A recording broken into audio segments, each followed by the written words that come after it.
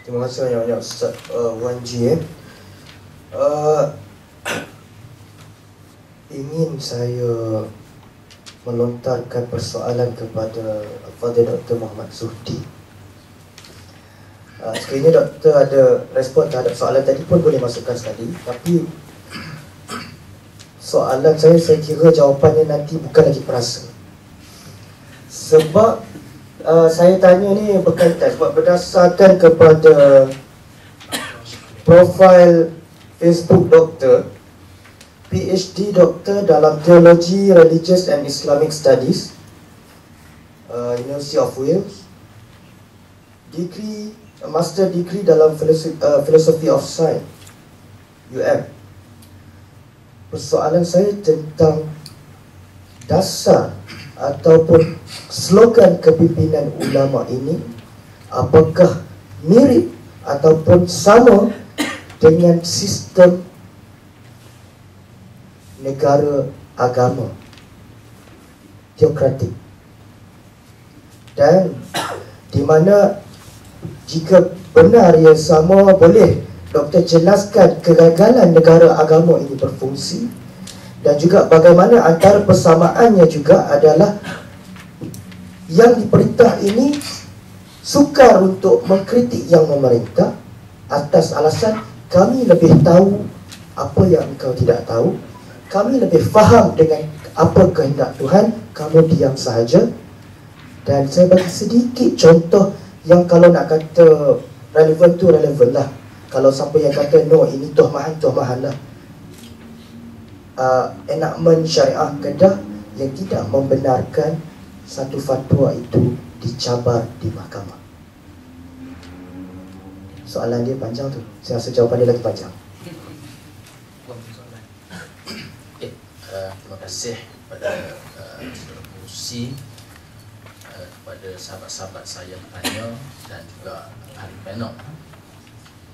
Pertama sekali saya ingin sentuh dahulu tentang perlembagaan PAS, iaitu syarat-syarat ahli syura dan juga syarat-syarat ahli Dewan Ulama. Dan kita kaitkan dengan kepimpinan ulama. Sebenarnya dengan meletakkan kepimpinan itu orang yang berilmu dalam konteks Islam, ulama, itulah syarat yang paling tidak monopoli. Sebab semua orang ada hak, walaupun dia miskin, walaupun dia kaya, dia ada hak untuk menjadi orang berilmu. Sebagaimana yang disebut oleh Ustaz Harun Nizam tadi, tidak semestinya persijilan. Sesiapa sahaja yang mempunyai kekuatan ilmunya, sebab Al-Qawiyu juga bermaksud kekuatan ilmu. Bahkan dalam ayat berkaitan dengan pelantikan Talut sebagai pemimpin, itu disebut dengan ilmu, fil ilmi wal jasad, dalam ilmu dan jasad. Sebenarnya bila kita meletakkan ulama sebagai pemimpin, orang berilmu ni secara umum, bermaksud sesiapa sahaja layak. Sebab itu kepimpinan orang-orang berilmu ini lebih demokratik daripada kepimpinan keturunan. Keturunan ni orang lain tak layak dah. Daripada kepimpinan bangsawan, dan lebih demokratik daripada kepimpinan orang-orang kaya. Sebab orang kaya tak semua orang boleh jadi kaya, tetapi sesiapa sahaja boleh menjadi berilmu, dengan syarat dia menuntut, dia menadah. Dan akhir sekali timbul di situ ialah persoalan otoritatif, kewibawaan ilmu. Kita maklum dalam Islam, ilmu itu sendiri ada maratib, maratibul ulum. Dia ada maratibnya. Maka ulama juga ada maratib, ada otoritatifnya, ada wibawanya. Dan ini bukan hanya persoalan ilmu Islam. Sebuah buku ataupun sebuah pandangan, satu pandangan yang dikemukakan oleh seorang ahli falsafah Oxford, John Zeman, dia menyebut bahawa mana-mana ilmu mempunyai otoritatif. Contohnya ilmu sains. Ilmu sains. Dalam ilmu sains ini ada orang yang dianggap sebagai ketua dalam ilmu itu. Ada orang yang menjadi pengikut. Zeman menyebut bahawa ini adalah suatu masyarakat maya, dalam ilmu itu. Siapakah ketuanya? Dalam konteks hari ini dia kata ilmu sains itu, iaitulah ketua dalam ilmu sains, fizik umpamanya, ialah mereka yang mendapat anugerah Nobel Prize bagi Zeman, dan anugerah-anugerah yang setara. Jadi persoalan otoritatif ilmu dalam Islam ini sebenarnya hampir sama dengan itu, iaitu kekuatan ilmu dia. Bagaimanakah kekuatan ilmu bagi seorang Nobel Prize winner ataupun Nobel Prize laureate? Ialah hasil artikel dia, hasil penemuan dia, hasil ilmu dia, murid-murid yang diseliakan, pelajar-pelajar PhD dan master yang diseliakan. Jadi dalam maratibul ulama ini, pada pandangan saya, mereka yang otoritatif ialah mereka yang nampak kekuatan ilmu itu, menghasilkan kitab, menulis kitab, mengeluarkan finding-finding dari segi ijtihad, seperti Qaradawi umpamanya, yang mempunyai hasil-hasil ijtihad dia yang kuat dan mempunyai murid-murid yang ramai. Jadi itu maratibul ulama dan juga otoritatif ulama dalam Islam. Dan dengan sendirinya ia menunjukkan suatu suasana yang begitu demokratik.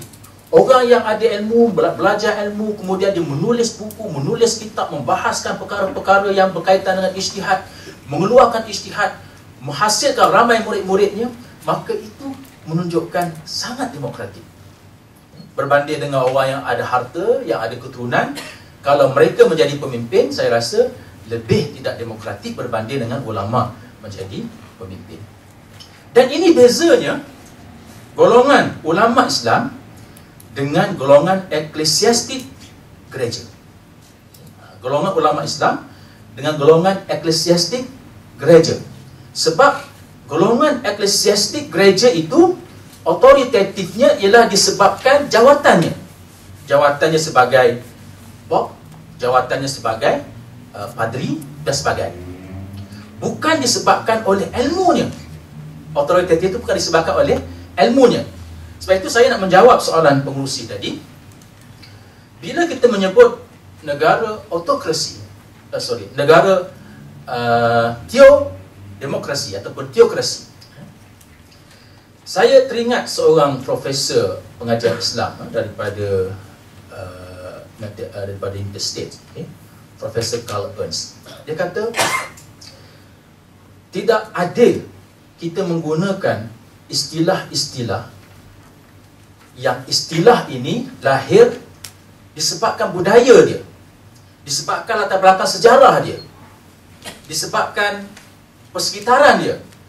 Istilah itu digunakan untuk masyarakat yang budayanya lain, latar belakang sejarahnya lain, persekitarannya lain. Istilah teokrasi ini adalah istilah negara yang lahir disebabkan golongan eklesiastik yang otoritatifnya adalah disebabkan oleh jawatan, bukan ilmu. Daripada sinilah lahir teokrasi, negara teokrasi. Pada waktu itu, golongan eklesiastik, golongan gereja ini mencengkam, menolak ilmu. Gereja ini dia menolak ilmu, termasuk ilmu-ilmu yang terkini. Dan mereka dogma dengan pandangan-pandangan falsafah lama mereka.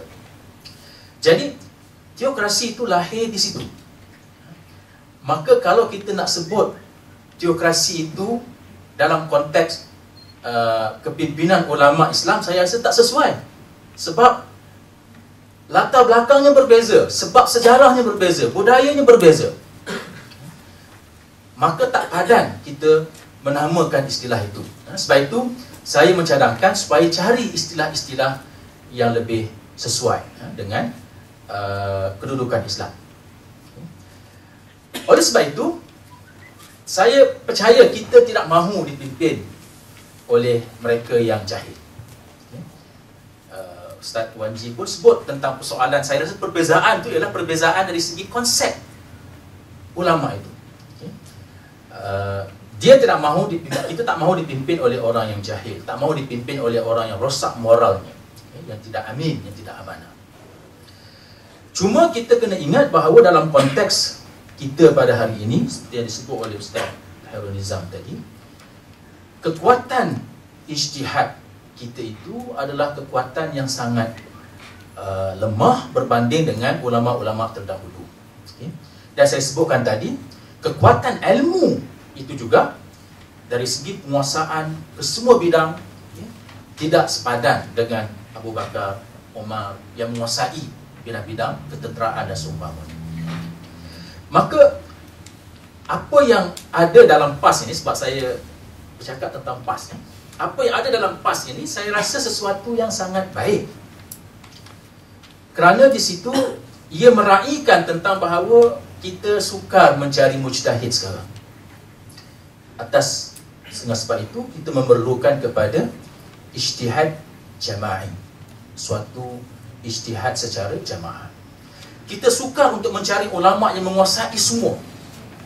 Kadang-kadang kewibawaan para ulama ini pun selalunya ditanggapi dari segi dia boleh bercakap Inggeris ataupun dia boleh pakai baju kot. Ya, itu salah juga. Umpamanya Tok Guru Ni Aziz tidak wibawa. Sebab apa? Tak pakai kot berbanding dengan pimpinan UMNO. Saya rasa tak patut. Kadang-kadang orang yang pakai jubah, pakai kain plekat mempunyai kekuatan ilmu, kekuatan menanggapi ijtihad tanzili tadi yang lebih hebat. Dan orang yang tak menguasai Inggeris, kita anggap ini tak layak memimpin. Sedangkan Erdogan itu sendiri tak menguasai bahasa Inggeris. Sewaktu dia menempelak pimpinan Israel di Switzerland itu, dia bercakap bahasa Turki. Cuma translator dia tu seorang yang baik. Jadi itu tak menjadi isu. Soal penguasaan bahasa Inggeris, soal tak pakai kod itu saya rasa tak menjadi isu. Cuma yang menarik dalam PAS ini saya cuba sebut ialah kepimpinan PAS dahulunya ulama. Sebab itu saya sebut kepimpinan ulama ini bukan bermaksud sekadar ulama memimpin. Bukan sekadar ulama memimpin. Kepimpinan dahulu Dr. Burhanuddin ulama, Zulkifli Muhammad dia ulama, Datuk Asri juga seorang ulama. Dia seorang ulama walaupun lebih dikenali dengan bahasa sastrawannya. Kenapa era kepimpinan selepas itu disebut kepimpinan ulama? Kerana di situ ada suatu wisdom, suatu kebijaksanaan yang penting, iaitulah keputusan-keputusan yang dibuat berdasarkan kepada perkara-perkara dasar, ia diputuskan oleh syura. Pelaksanaan-pelaksanaan termasuklah menanggapi perkara-perkara yang berlaku semasa, ianya diuruskan, walaupun tidak diputuskan secara mutlak, diuruskan oleh Jawatankuasa PAS Pusat. Di situ ada suatu bentuk pengasingan, keseimbangan, pemisahan kuasa yang sangat menarik sebenarnya dalam PAS, yang tak berlaku di zaman ulama-ulama Dr. Burhanuddin, Zulkifli Muhammad memimpin. Suatu pemisahan kuasa yang sangat menarik, sehingga ia menjadi asas yang penting kepada check and balance. Ini sangat menarik. Asas yang penting kepada check and balance. Sebagai contoh, dalam ayat Al-Quran banyak menyebut tentang persoalan check and balance ini. Walaula daf'ullahi nas ba'duhum bi ba'din la khutimat sawami'u wa biya'un wa salawatun ila akhir. Dalam ayat yang lain disebutlah fasadatil ardh. Kalau tidak ada check and balance, tolak menolak di antara satu sama lain, maka akan runtuh rumah-rumah ibadat dan akan rosak bumi. Iran pada pandangan saya menuju kepada itu. Dari segi itu, dari segi check and balance, ada suatu kumpulan yang menangani, mengimbangkan kuasa eksekutif yang mengawal dan mengimbangkan kuasa legislatif ataupun yang memutuskan dasar. Ini sesuatu yang baik. Dan dalam kerajaan-kerajaan Islam yang terdahulu pun perkara ini berlaku. Khilafah ataupun khalifah itu tidak hanya khalifah, dia ada syura dia. Bahkan ahlul halli wal aqdi itu mempunyai hak untuk melucutkan jawatan khalifah walaupun tak berlaku. Tetapi dalam kajian-kajian yang dibuat tentang kerajaan Osmaniyah ini berlaku seperti itu. Jadi itu adalah check and balance yang baik. Suatu keseimbangan, menyemak kuasa imbang, semak imbang yang baik. Dan ia dalam konteks Malaysia, bila kita berbicara tentang persoalan Malaysia, saya percaya kita kena menerima terutama masyarakat bukan Islam suatu bentuk falsafah sejarah yang disebut, iaitulah adakah sejarah yang membentuk negara atau negara yang membentuk sejarah. Semua kita yakin bahawa sepatutnya sejarah membentuk negara, sejarah yang sepatutnya membentuk negara. Maknanya ialah latar belakang sejarah di tanah Melayu ini, budaya kita, agama kita, adat resam ini sepatutnya membentuk negara. Walaupun Inggeris telah menyebabkan negara Malaysia ini membentuk sejarah ni. Saya rasa itu terbalik. Jadi kita kena akui tentang kedudukan orang Melayu, tentang kewibawaan agama Islam, perkara-perkara yang saya rasa inilah asas kestabilan negara Malaysia.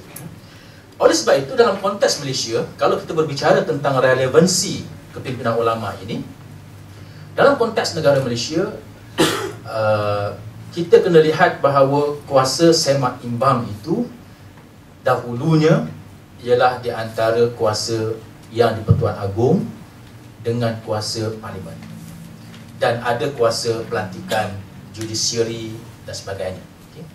Sehinggalah tahun 1983 kuasa semak imbang itu sudah musnah.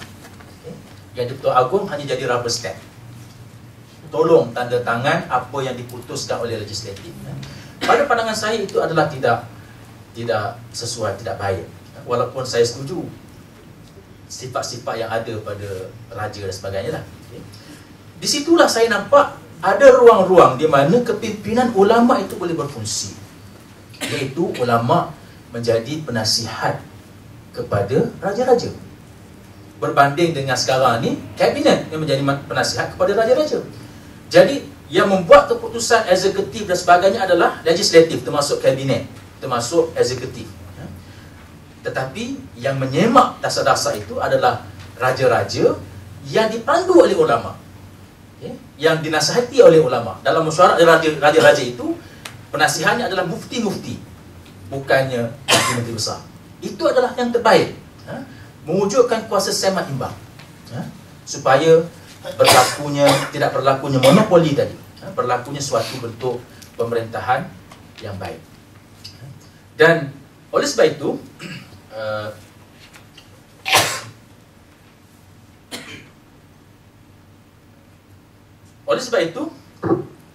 kita dapat mengatasi juga persoalan sekularisme ini.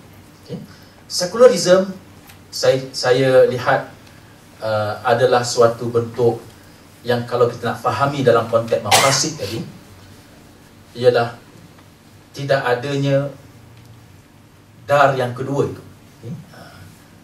Kalau kita lihat kajian-kajian tentang maqasid syariah ini, termasuklah apa yang disebut oleh Izzuddin Abdul Salam dalam kitabnya Qawaidul Ahkam, dia tetap menyebut masalih maqasid ini dua.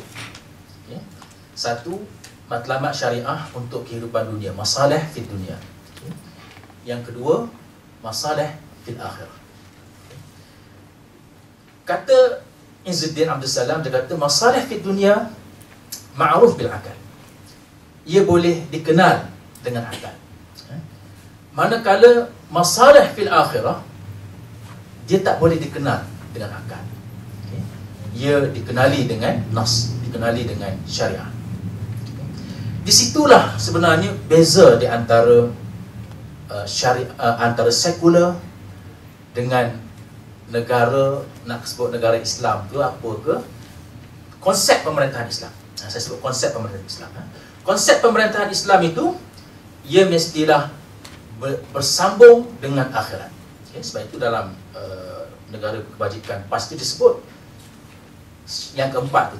Ta'arif yang keempat itu ialah al-falah di dunia dan di akhirat. Mencapai kejayaan di dunia dan di akhirat.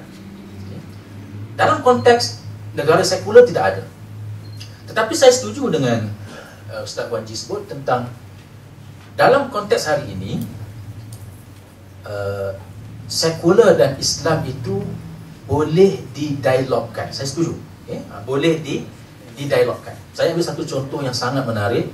Saya selalu beri contoh ini yang berlaku di Tanzania, di Pulau Misali dan Zanzibar, iaitu tentang kaedah penangkapan ikan. Kaedah penangkapan ikan yang masyarakat Zanzibar dan Misali ini menggunakan kaedah bom. Dia meletupkan bom sehingga batu karang, spesies-spesies ikan yang kecil-kecil mati disebabkan oleh kaedah ini. Kemudian datang environmentalis, pejuang alam sekitar yang memang sekular. Dia kata kaedah ni tak betul, kaedah ni salah, menyebabkan masa depan spesies ikan akan musnah. Akhirnya dicadangkan pada kerajaan Zanzibar supaya buat suatu undang-undang. Undang-undang itu menyekat aktiviti mengebom ikan. Tetapi undang-undang itu tak berjalan. Tak berjalan undang-undang itu. Sebab nelayan yang 90% lebih Islam tetap melaksanakan. Sehinggalah dia bawa pula saintis untuk memberi kesedaran kepada nelayan-nelayan. Akhir sekali saintis kata tak ada cara lain melainkan dengan kuat kuasa. Kena panggil tentera, kuat kuasa, undang-undang. Sehinggalah akhir sekali mereka menyatakan mengapa undang-undang ini kita tidak Islamkan. Sebab nelayan-nelayan itu adalah Islam. Mereka Islam. Kita tanya tentang value itu. Adakah Islam setuju dengan pengeboman ikan? Maka mereka jumpa dengan para ulama, dengan masyayikh, jumpa. Ulama kata tak boleh, Islam tak setuju perkara ini. Dia ada nas-nas dia. Dan akhir sekali mereka menggubal undang-undang itu dikaitkan dengan kehidupan akhirat. Sekular tambah Tuhan, tambah akhirat. Walaupun undang-undang itu hampir sama. Contoh saya ambil contoh tentang undang-undang sekular yang ada di dalam negara kita tentang taman negara, Akta Taman Negara. Akta Taman Negara ini sekular, berasaskan sains, berasaskan kepada saya boleh sebut environmentalism, semangat mencintai alam sekitar.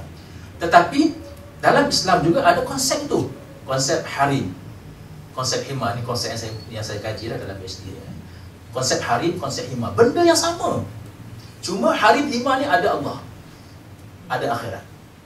Taman negara ni ada Mahdi, tak ada Tuhan.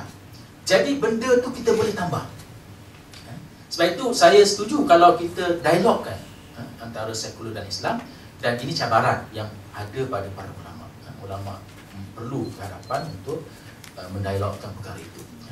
Dan atas sebab itu saya berpandangan melihat konteksnya, konteks kita Malaysia ni, latar belakang sejarahnya dan sebagainya, saya masih melihat peranan ulama itu sangat penting dalam pentadbiran.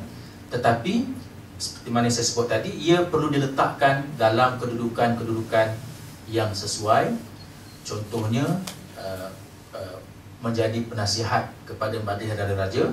Ini sebab kita berbicara tentang wakil, jadi penasihat pada Majlis Hadara Raja. Dan institusi itu mungkin boleh disebut syura, fatwa dan sebagainya, yang lebih menyembang imbang apa yang ada di peringkat eksekutif, legislatif dan sebagainya. Dari situlah sedikit pandangan saya, wallahu a'lam. Tapi saya pendekkan kepada setiap panelis 3 minit sahaja berserta dengan kesimpulan. Okey. Bermula dengan Doktor.